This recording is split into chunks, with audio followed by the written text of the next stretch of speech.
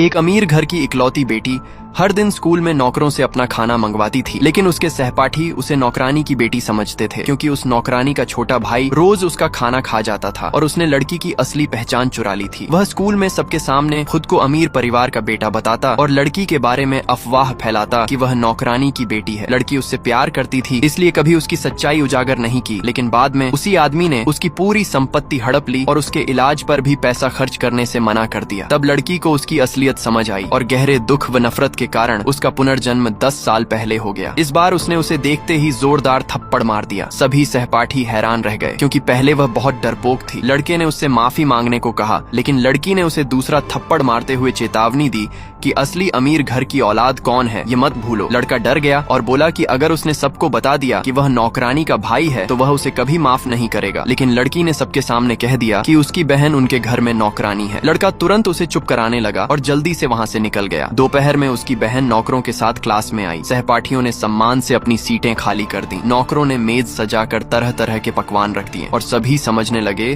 कि लड़का सचमुच किसी बड़े अमीर परिवार से है। तभी लड़की क्लास में आई तो नौकरानी ने उसे खाना परोसने के लिए बुलाया, लेकिन लड़की खुद अपनी सीट पर बैठ गई और उसे अपने लिए खाना लगाने का आदेश दिया। नौकरानी हैरान रह गई और अपने भाई का इंतजार करने को कहने लगी, मगर लड़की ने ताना मारते हुए कहा कि वह किसी नौकरानी के भाई का इंतजार क्यों करेगी। तभी लड़का अपनी गर्लफ्रेंड के साथ अंदर आया और लड़की को सीट छोड़ने को कहा, लेकिन जब उसने मना कर दिया तो उसने उसे क्लास से बाहर धक्का दे दिया और उसकी बहन ने दरवाजा बंद कर दिया। सहपाठी लड़की का मजाक उड़ाने लगे। तब लड़की ने सीधे बटलर को फोन करके कहा कि नौकरानी ने उसका खाना कुत्ते को खिला दिया है। फिर भी सबको लगा कि वह नाटक कर रही है, लेकिन अगले ही पल दरवाजा खुला और वही नौकरानी सम्मान से लड़की को अंदर बुलाकर खाने के लिए विनती करने लगी।